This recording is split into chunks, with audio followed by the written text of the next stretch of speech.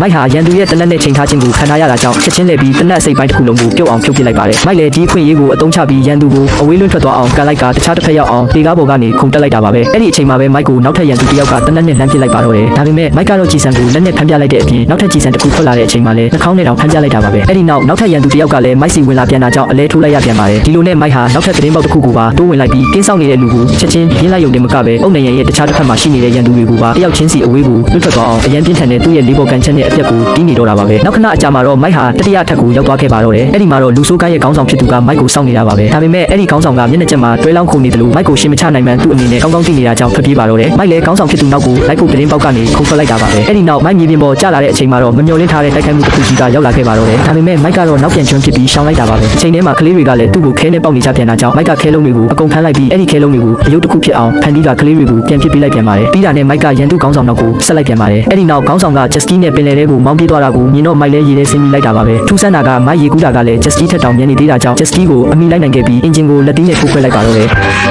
အဲ့ဒီနောက်ခေါင်းဆောင်ကလက်ပစ်ဘုံတစ်လုံးမိုက်စီပစ်လိုက်ပါတယ်ဒါပေမဲ့မိုက်ကတော့ဟာတာလုံးနေတော့တာပါပဲနောက်ဆုံးမှာမိုက်ကဘုံကိုအမြင့်ကြီးရိုက်လိုက်တဲ့အခါမှာတော့ဘုံကကောင်းကင်ပေါ်လွှင့်ဆင်းသွားပါတော့တယ်ခဏကြာတော့ခေါင်းဆောင်ကရေပေါ်ပြန်တက်လာတဲ့အခါမိုက်ရဲ့ဘောင်းဒီလေးပဲမြင်လိုက်ရတော့တာကြောင့်မိုက်ရှော့သွားပြီလို့ထင်သွားခဲ့ပါတယ်တကယ်တော့မိုက်ဟာရေအောက်မှာခဏပုံနေတာဖြစ်ပြီးဘေးကင်းပြီဆိုတာတေချာပြီဆိုတော့မှတိတ်တဆိတ်ရေပေါ်တက်လာပြီးထွက်သွားခဲ့ပါတယ်အဲ့ဒီနောက်မိုက်ဟာလူဆိုးဖမ်းတဲ့အလုပ်ကိုနားလိုက်ပြီးတူဝါဒနာပါတဲ့စပင်ညက်ဆိုင်လုပ်ကိုသွားလျှောက်ပါတယ်ဒါပေမဲ့မိုက်သွားတဲ့လမ်းမှာလူတစ်ယောက်ကကိုလိုကန့်လန့်ဖြစ်နေတာကြောင့်မိုက်လည်းဒေါသတကြီးနဲ့အဲ့ဒီလူရဲ့မျက်နှာကိုဖျက်ခနဲနေအောင်တီးလိုက်တယ်လို့ခံချက်မျိုးစုံနဲ့ပါပညာပေးလိုက်တာကြောင့်အဲ့ဒီလူခများပြန်တော့မထနိုင်ရှာပါဘူး